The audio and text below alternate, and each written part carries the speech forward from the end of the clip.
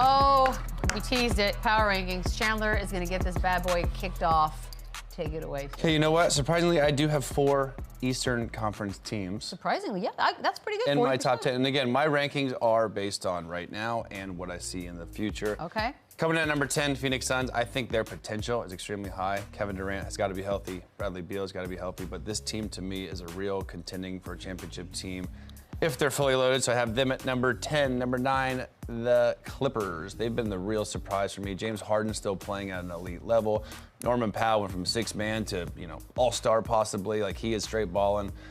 Got them at number 9. This number 8 was tough for me last night. To be fair, I had them and the Knicks switched, and then I just couldn't have them after losing by 40 last night to the Knicks. But they're missing their best player. They won 12 of 13 games without him. Franz Wagner, they found something with him being an absolute stud. They're only going to get better when Paolo comes back.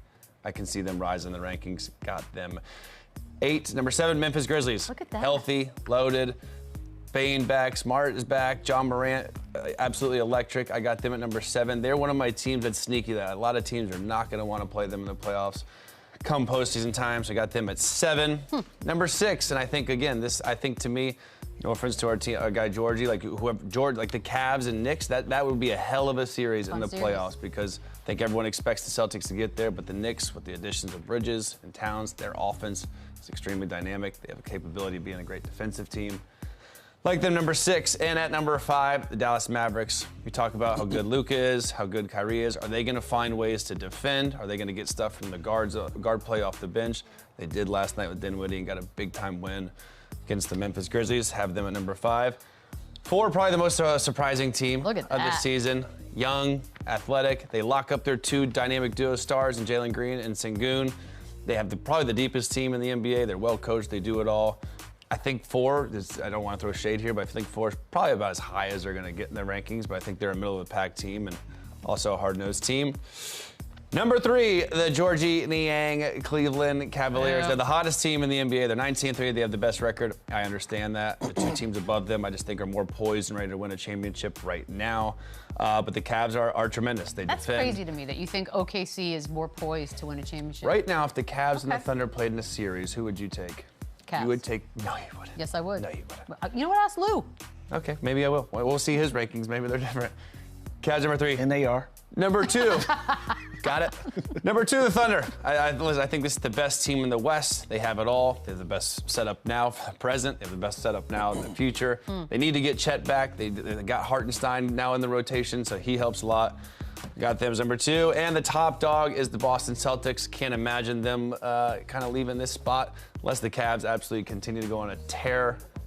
Thunder get healthy. Chet gets available again to play. But Boston Celtics, to me, are the best team in the NBA since pretty much last year. All right. So, that Lou already teased it. Yours is different? Is my rankings. Mine's different. I'm going to start at the top. At number 10 is going to be my Los Angeles Clippers. The reason why they're 10, we still have a huge question mark with Kawhi Leonard and his health and when he's going to be available to return to the Los Angeles Clippers. With that being said, James Harden's been keeping them going, so I got them at 10. Number 9 is the Phoenix Suns. I have a similar issue with them and their health. Kevin Durant going out, some inconsistencies even though they're playing good basketball, but I still got them at number 9. Number 8, let's go with the Memphis Grizzlies. With Ja Morant being back, they're playing good basketball, but I think there's still other teams out there that's playing even better than those guys, so I land them at number 8. Number 7 are the Milwaukee Bucks. Let's remember how this season started to where they got. We hadn't criticized them in over 3 weeks. They're playing really good basketball. They're back in business. Which is hard to do when you have a show every Which is hard to do. So shout out to the Milwaukee Bucks. I got them landed at number 7. Number 6 is going to be the Houston Rockets for me. Ime Udoka has this team playing a really good brand of basketball, but I'm not all the way sold. The wheels can fall off of this thing at any given moment. I got to see them play more consistently, but they're right outside the top 5 at number 6. Number 5 for me is going to be the Orlando Magic. I like this team a lot. I'm just not sold, too young. This is more of a future team for me than a right now team, so I got them at 5. Number 4, give me the New York Knicks. This team is poised to make some really big noise in the playoffs. They're built to win right now, but I just think it's 3 other teams that's playing better than them right now. So give me the Knicks at number 4. Number 3 is going to be the OKC Thunder for me, Oklahoma City Thunder. This team is playing well. I think they have real championship aspirations. I think they are in that conversation. But number 2, I got to go with the team that's hot. I got to go with the Cleveland Cavaliers. They're playing a really good brand of basketball. They're veteran-led. They're not a team of young guys. I think if they had to clash right now with the Oklahoma City Thunder, I would give them the edge based on leadership. And why are you looking like that? Because that was the question that needed to be asked. But I would give them the edge just based on the team that they have and how they're built and the leadership in their coach and Kenny Atkinson. And at number 1 is going to be the well-oiled machine, the Boston Celtics, the defending champions. It doesn't look like they've lost a step. It looks like they've actually gotten better with the emergence of Peyton Pritchard, having Porzingis back on the floor, and everybody else that you expect to be successful are doing their part. The Drew Holidays, the Al Horfords, obviously the Jason Tatum and the Jaylen Browns, they're doing their thing, so that's my top 10. No one's stopping them.